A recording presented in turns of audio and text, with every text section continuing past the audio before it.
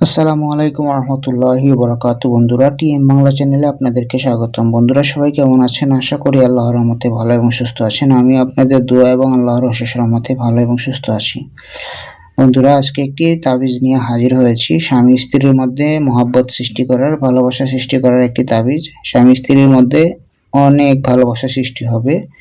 যাদের স্বামী স্ত্রীর মধ্যে ঝগড়া বিবাদ লেগে থাকে, যাদের স্বামী স্ত্রীর মধ্যে বনাবনি নাই, কথা কাটাকাটি হয় সব সময়, স্বামী কথা শুনে না কিংবা স্ত্রী কথা শুনে না, কিংবা স্বামী প্রক্রিয়া করে কিংবা স্ত্রী প্রক্রিয়া করে, তো তাদের জন্য এই তাবিজটি 100% কার্যকারী একটি তাবিজ। আমার কিতাব থেকে আপনাদেরকে দিয়েছি, আপনারা কিতাবের ছবি দেখতে পাবেন স্ক্রিনে।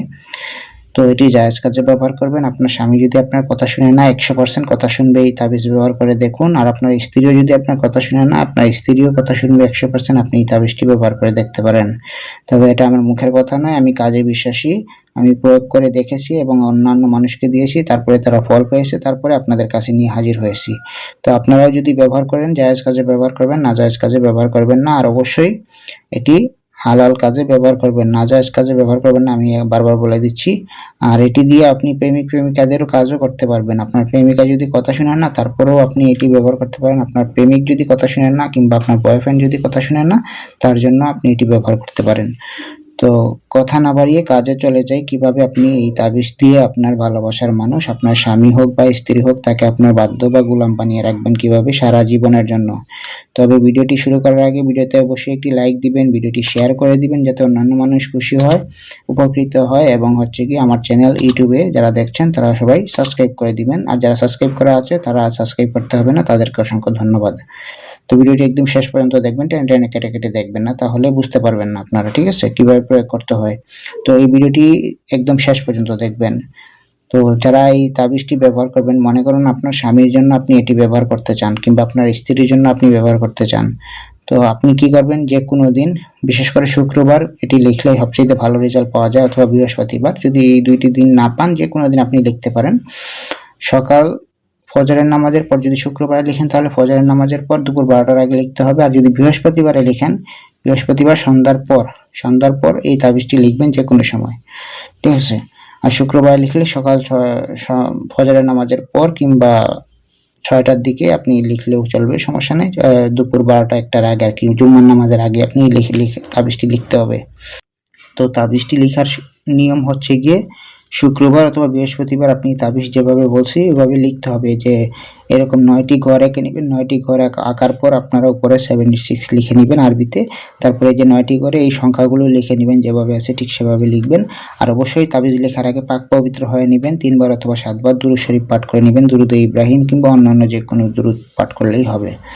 তো পাক পবিত্র অবস্থায় পবিত্র স্থানে বসে এই তাবিজটি যেভাবে আছে ঠিক সেভাবে লিখবেন। লাল কলমের কালি দিয়ে লিখতে হবে, কিন্তু অন্য কলমের কালি দিয়ে লিখলে কাজ হবে না। লাল কলমের কালি সংগ্রহ করবেন, মার্কার হতে পারে, লাল কলম হতে পারে, কিংবা এরকম আমার হাতে যেরকম দেখতে পাচ্ছেন ওইরকম হতে পারে।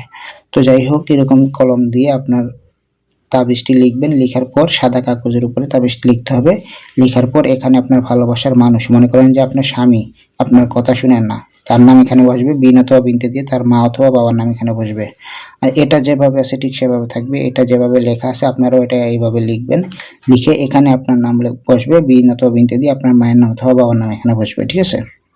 এখন মনে করেন যে আপনার স্ত্রী কিংবা আপনার প্রেমিকা কিংবা আপনার প্রেমিক কথা শুনেন না, ঠিক আছে। মনে করুন আপনার প্রেমিকা কিংবা আপনার স্ত্রী কথা শুনে না, স্ত্রীর নাম এখানে বসবে, বিনতে দিয়ে স্ত্রীর মায়ের নাম এখানে বসবে। আর এটা যেভাবে আছে ঠিক সেভাবে থাকবে, আপনার নাম এখানে বসবে, ঠিক আছে। আর এটা বিন দিয়ে আপনার বাবার নাম এখানে বসবে, অথবা মায়ের নাম লিখলেও চলবে, সমস্যা নেই। তো নকশাটি লেখার পর এরকম একটি তাবিজ নেবেন, ঠিক আছে। তাবিজ নিয়ে কি করবেন, তাবিজের মধ্যে এই নকশাটি ভরে দিবেন। নকশাটি ভরে দিয়ে আপনি যদি পুরুষ হন ডান হাতে ব্যবহার করবেন, ঠিক আছে। যদি পুরুষ হন ডান হাতে ব্যবহার করবেন, মহিলা হলে বাম হাতে ব্যবহার করবেন। এই তাবিজটি ব্যবহার করার 24 ঘন্টার মধ্যে আপনি রেজাল্ট পাবেন। 24 ঘন্টার মধ্যে আপনি রেজাল্ট পাবেন। যদি রেজাল্ট পেয়ে যান, এভাবেই রাখবেন যতদিন পর্যন্ত না আপনার স্বামী আপনার কথা মতো একদম চলতেছে, কিংবা আপনার স্ত্রী আপনার কথা মতো চলতেছে, একদম যেমন পরিপূর্ণভাবে যদি রেজাল্ট না পান, এটা আপনি ব্যবহার করে যাবেন, ঠিক আছে? হাতে ধারণ করে যাবেন। যদি পুরুষ হন ডান হাতে ধারণ করে যাবেন, মহিলা হলে বাম হাতে ধারণ করে যাবেন। আর আপনার সম্পর্ক যদি 100% ঠিক হয়ে যায় তাহলে এটা খুলে রেখে দিবেন, যখন আপনার প্রয়োজন হবে আবার ব্যবহার করবেন, সমস্যা নেই।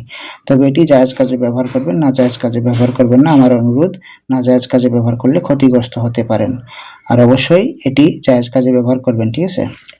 আর কোনো কিছু জানতে হলে ইউটিউবে দেওয়া ভিডিওতে দেওয়া আমার এই যে স্ক্রিনের নাম্বার দেওয়া আছে 01644121754, এই নাম্বারে ইমো হোয়াটসঅ্যাপ আছে। কোনো কিছু জানতে হলে, বুঝতে হলে কিংবা কাজ করাতে হলে যোগাযোগ করতে পারেন। তো আজকের মতো এ পর্যন্তই। সবাই ভালো থাকেন, সুস্থ থাকেন। আসসালামু আলাইকুম রহমতুল্লাহ।